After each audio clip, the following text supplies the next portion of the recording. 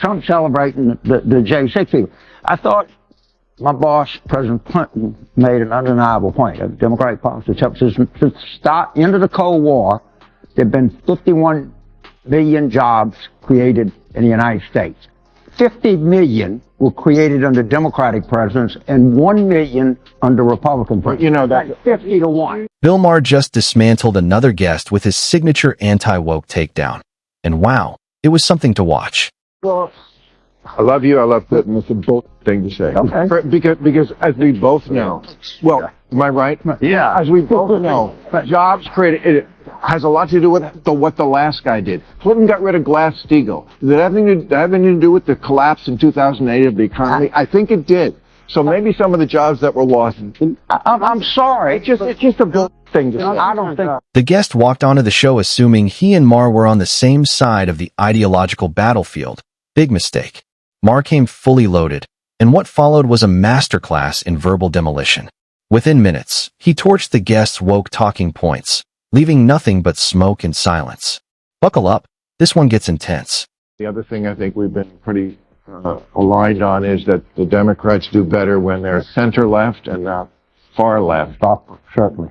It's better policy and it wins elections. Right. How do you think they did their convention with convincing the country that they are now back to the center-left as opposed to the far left? Well, first of all, you and I agreed, but that was one tough extraction, getting Biden on. Yes, it was. Anyway, it brought in the head of oral surgery at UCLA, Nancy Pelosi. I like a couple of hygienists, like, get away. Dr. Nancy came in and Maher kicks things off with a point even many conservatives would nod along to. He argues that the left should stick to its center-left roots instead of diving headfirst into the far-left abyss. And honestly, he's right.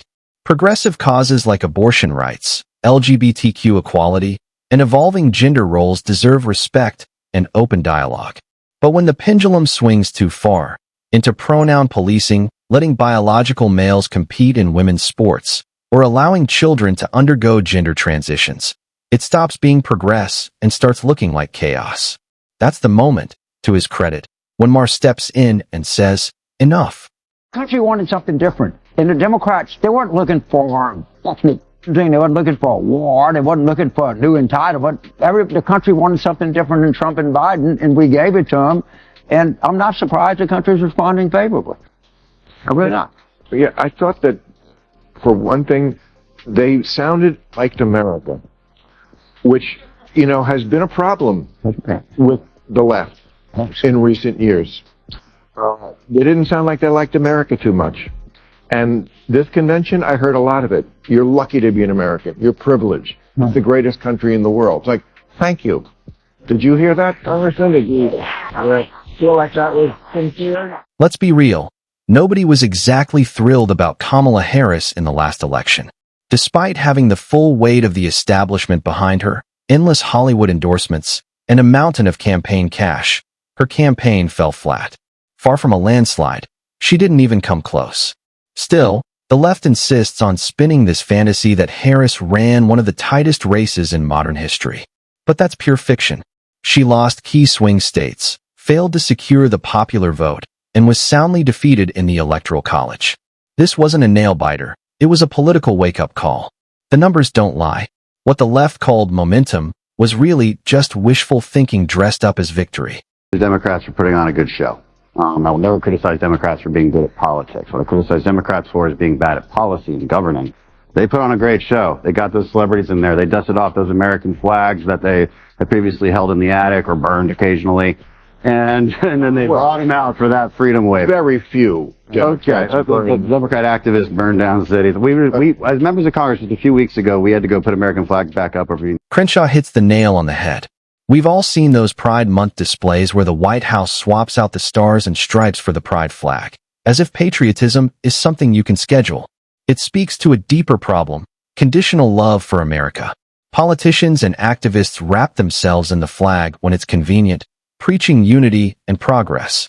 But the moment outrage becomes fashionable, that same flag turns into a prop for protest, burned in the streets or mocked online by the very people claiming to stand for freedom. Crenshaw's point resonates because it calls out the hypocrisy. Loving your country only when it benefits you isn't patriotism, it's performance. On a good show. They're right. full of hope and joy, and I get it. Like, that's great. Starry-eyed views of optimism of the future. From policy, not so great. And in the end, this is going to be about policy. They were very light on that. Why? Because they don't want to contend with the fact that they own the last 4 years of policy. We do have a very unique opportunity here where we have two candidates where you can look at 4 years and 4 years. You know exactly what they're going to do, and you know exactly what the outcomes are. And on every metric, Donald Trump wins on this. And so that's what we're going to keep pushing this election toward, is what are the metrics that will actually make your life better? Donald Trump wins on this, on the policy and the outcomes associated with it. Crenshaw absolutely nailed it. Democrats are still coasting on slogans and sentiment instead of real solutions. And that's exactly why they're floundering.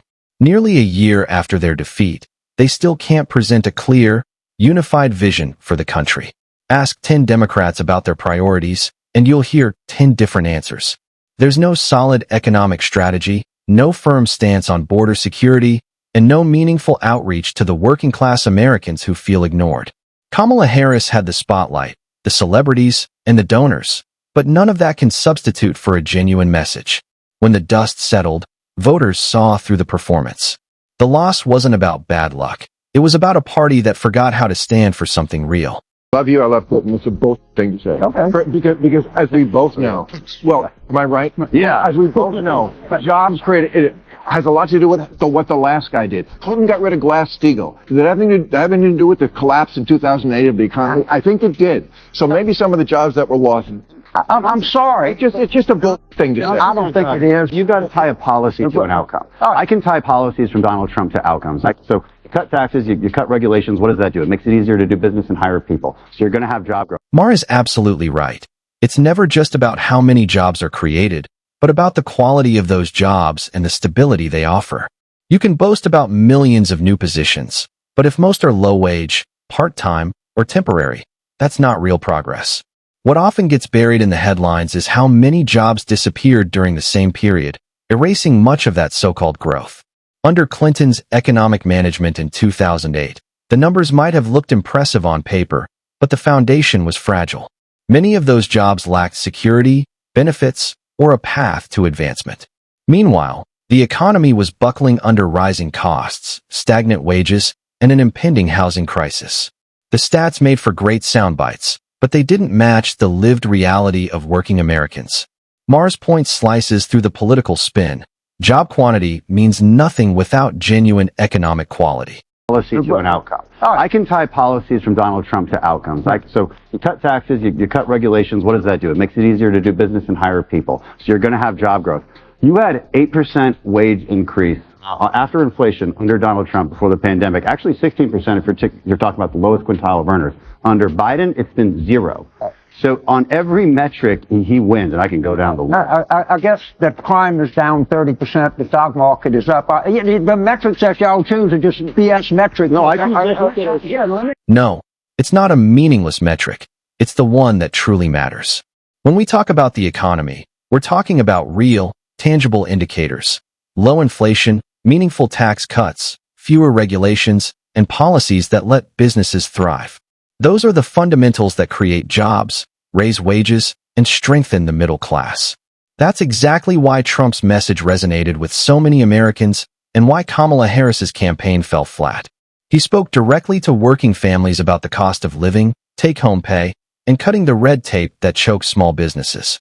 Meanwhile, Harris and the Democrats were too busy pandering to the fringe left, waging culture wars instead of addressing everyday concerns. In the end, people don't vote for slogans. They vote for what hits their wallets.